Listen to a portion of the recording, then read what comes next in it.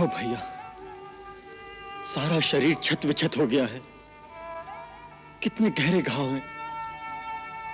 युद्ध में लगे हुए घाव तो वीरों का अलंकार होते हैं लक्ष्मण। भैया, मैं सब कुछ जानता हूं। कितनी पीड़ा सह रहे हैं आप। अरे, अब पीड़ा कहां? तेरे हाथ के स्पर्श में माता का ममत्व और भाई का स्नेह सब कुछ एक साथ मिल गया है। जैसे औषधि उपचार से नहीं, तेरे प्यार ने सारी पीड़ा हर ली है।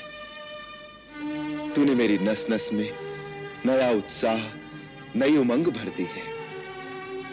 यूं ही सचेत हुआ दशानन युद्ध को पुनिया गया, लेकर प्रचंड प्रकोप सीधा राम से टकरा गया। श्री राम के चहुं ओर चक्राकार सा एक छा गया।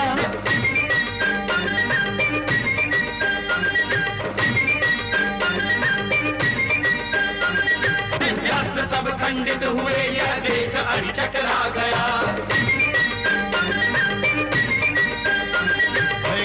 युद्ध विरुद्ध रघुपति तोन सायक कसम से, दंड धुनि अति चंड सुनि मनुजात सब मारुत ग्रसे। मंदोदरी उर कंप कंपति कमठ भू भूधर से, चित्कारी दिग्गज दसन गहि महि देखि कौतुक सुर हसे। रावण को प्रभु खेल खिलावे, युद्ध करन की साध मिटावे। छल बल माया रावण जाने, मायापति को नहीं पहचाने। तब भी हिम्मत न हारे, पुनि पुनि ललकारे। अभिमानी में बहुत ढिठाई है, आज धर्म और पाप की लड़ाई है। निर्णय की घड़ी अब आई है, निर्णय की घड़ी अब आई है।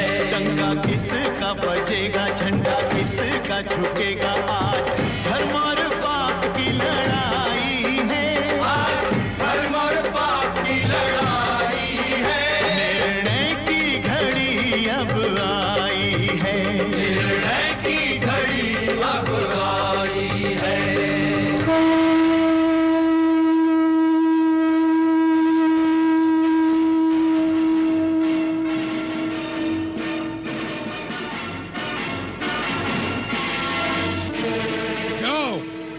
सूर्य ने अस्त होकर तुम्हारी सहायता कर दी।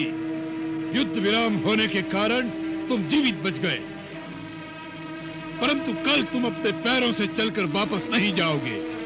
समझ लो, आज की रात्रि इस पृथ्वी पर तुम्हारी अंतिम रात्रि होगी। मुझे तो तुम्हारे सर पर अभी से काल मंडराता दिखाई दे रहा है। जो काल तुम्हें दिखाई दे रहा है, वो मेरे बाणों में बैठा तुम्हारी ही प्रतीक्षा कर रहा है। तुम्हारे ये जो थोड़े से श्वास शेष रह गए हैं, उनके समाप्त होते ही वो तुम्हें अपने पाश में बांध लेगा। ये समय बातों में मत गवाओ रावण, जाकर अपना परलोक सुधारने का कुछ उपाय करो।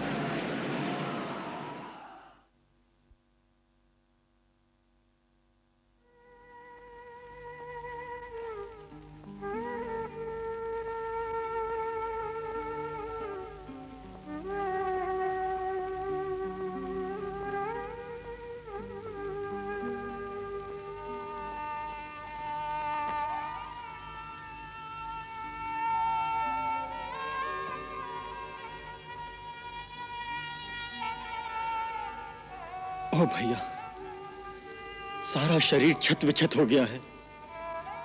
कितने गहरे घाव हैं। युद्ध में लगे हुए घाव तो वीरों का अलंकार होते हैं लक्ष्मण। भैया, मैं सब कुछ जानता हूं। कितनी पीड़ा सह रहे हैं आप। अरे, अब पीड़ा कहां? तेरे हाथ के स्पर्श में माता का ममत्व और भाई का स्नेह सब कुछ एक साथ मिल गया है। जैसे औषधि उपचार से नहीं, तेरे प्यार ने सारी पीड़ा हर ली है। तूने मेरी नस नस में नया उत्साह, नई उमंग भर दी है। देख लेना, कल तेरा राम ऐसा घमासान युद्ध करेगा कि युद्ध के इतिहास में वो अमिट अक्षरों में लिखा जाएगा। बार बार मेरी अंतरात्मा मुझे कचोटती है।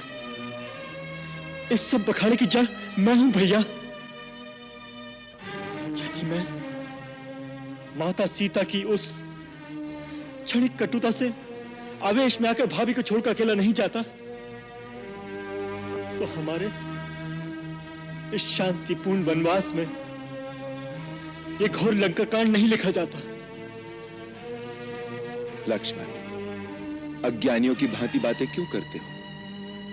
तुम तो जानते हो कि जीवन में जो कुछ होता है, मानव को जो सुख दुख मिलता है, उसके पीछे विधि की कोई योजना होती है। मानव अल्पज्ञ है, वो भविष्य को नहीं जानता, परंतु विधाता जानते थे कि जो दुख हमको मिला, उसके परिणाम स्वरूप संसार और समाज का कितना कल्याण होने वाला था। अब तनिक पीछे की ओर दृष्टि डालकर देखो तो विधि की योजना का पता चलता है कि सीता को वास्तव में आर्याव्रत को अधर्मियों की अनीति और अत्याचार से मुक्त करने का निमित्त बनाया गया।